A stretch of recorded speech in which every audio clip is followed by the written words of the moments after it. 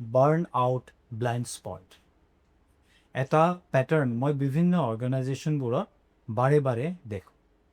এনে এজন উৎকৃষ্ট কৰ্মী আপুনি দেখিব যিয়ে সদায় কাম ভালদৰে কৰে, ভাল কাম কৰে, কেতিয়াও অভিযোগ নকৰে। আৰু এদিন হঠাতে তেওঁ গুচি যায়, বা কেতিয়াবা ফিজিকেলি তাত থাকিলেও তেওঁ আৰু আগৰ নিচিনাকৈ কামত তেওঁৰ মন নাথাকে। তেওঁৰ মেনেজাৰজন আচৰিত হয়। মেনেজাৰজনে ভাবে, মই এনে হোৱাৰ কোনো চিন কেতিয়াও দেখা নাই, কিয় এনে হ'ল? সেই ভাল কাম কৰা কৰ্মচাৰীজন দৰাচলতে ঠিকে নাছিল। মাহৰ পিছত মাহ ধৰি তেওঁ ঠিকে নাছিল, কাকো কোৱা নাছিল, কোনেও মনো কৰা নাছিল।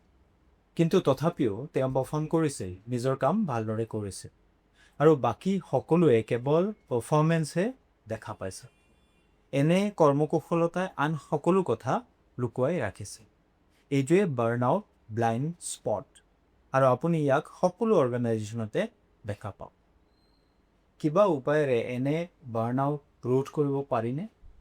এনে তিনিটা কথা আছে যিয়ে বাৰ্ণআউট ৰোধ কৰিব পাৰে। 1 নম্বৰ, আগতীয়া ছিগনেলবোৰ লক্ষ্য কৰক। কেনে ছিগনেল? কামবোৰ কেৱল প্ৰচিডিউৰেল হৈ পৰিছে নেকি?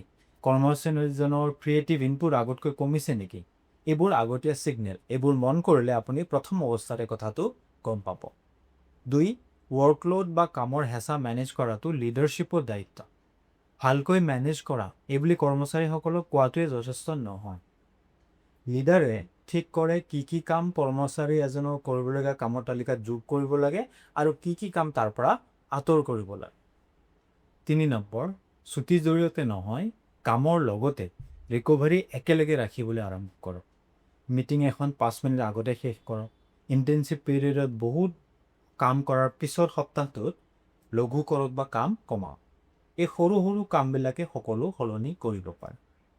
আপোনাৰ সবাতকৈ ভাল পাৰফৰ্মাৰজনৰ কৰ্মচাৰীজনৰ কথা ভাবকচোন। আপুনি কেতিয়া শেষবাৰ তেওঁক সুধিছিল, কাম কেনে চলিছে বুলি নহয়, তুমি কেনে আছা এই বুলি সুধিছিল মোক? আৰু কেতিয়া শেষবাৰ তেওঁলোকৰ কামৰ হেঁচা কমাবলৈ কিবা কাম তেওঁৰ কামৰ তালিকাৰ পৰা আঁতৰ কৰিছিল বা কমাইছিল?